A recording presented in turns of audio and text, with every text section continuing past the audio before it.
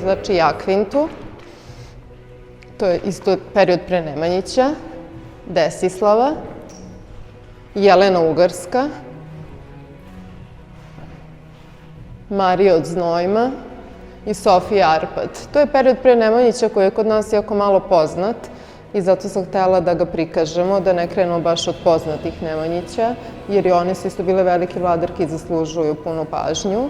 Onda krećemo od Ane Nemanjić, preko Evdokije, koju jedino vidite da je potpuno drugačije stilizovan i drugačije izgleda, jer Evdokija je bila najveća buntovnica u srednjem veku, tako je da simbolično i tako prikazana.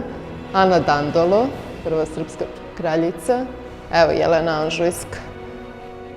Vidite, dovoljan je ovaj stav i pogled pa da se vidi autoritet i veličina osobe koje predstavlja.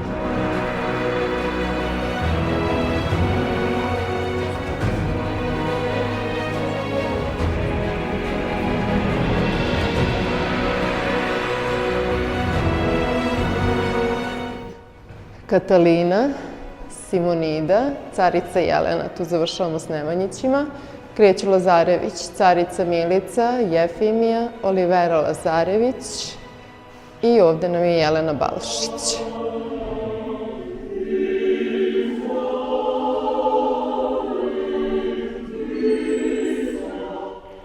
U Brankovićima imamo Jelenu Dragaš, Jerinu. Ja sam namjerno izbacila prokleta Jerina, ali Jerina uopšte nije prokleta.